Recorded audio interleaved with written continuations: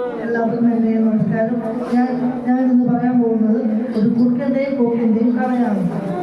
ഓണത്തോടത് ഒരു കുറുക്കനും കോക്കും കൂട്ടുകാരായിരുന്നു. ഒരു ദിവസം കുറുക്കൻ കൊക്കിനെ വിരുന്നിന് ക്ഷണിച്ചു. കൂട്ടുകാരൻ, നീ എൻ്റെ വീട്ടിൽ വരണം, നീ വിരുന്നിന് വരണം, ഞാൻ നിനക്ക് വേണ്ടി ഒരു സാധനം ഉണ്ടാക്കുന്നുവെന്ന് പറഞ്ഞു. അതിനെന്താ കൂട്ടുകാരൻ, ഞാൻ ബാറ്റും വന്നിരിക്കുമെന്ന് പറഞ്ഞു. എന്നിട്ട് അവിടെ ചെന്നപ്പോൾ കുറുക്കൻ പരന്ന പാത്രത്തിൽ സൂപ്പ് ഒഴിച്ചു വെച്ചു. അത് കൊക്കിന് കഴിക്കാൻ പറ്റില്ല, കാരണം കൊക്കിൻ്റെ ചൂട് വലുതായിരുന്നു.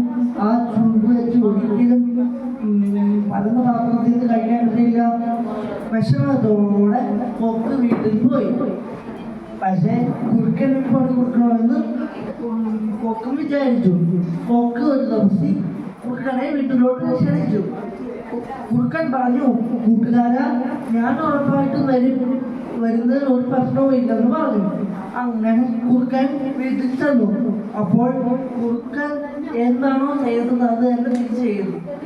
ഒരു ഉയർന്ന ഗ്ലാസ്സിൽ സൂപ്പ് ഒഴിച്ച് വെച്ച് അത് കുടിച്ചോളാൻ പറഞ്ഞു. പക്ഷെ കുറുക്കൻ അത് കുടിക്കാൻ പറ്റിയില്ല.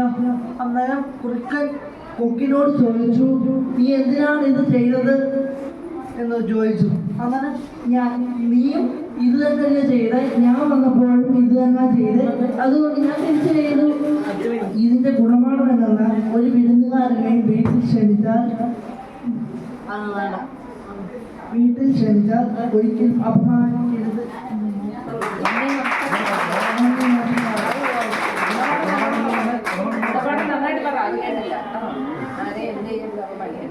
അപമാനിക്കരുത്.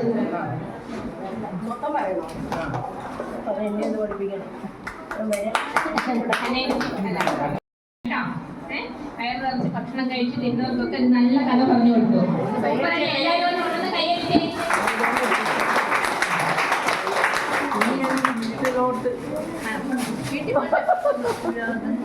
വീട്ടിലോട്ട്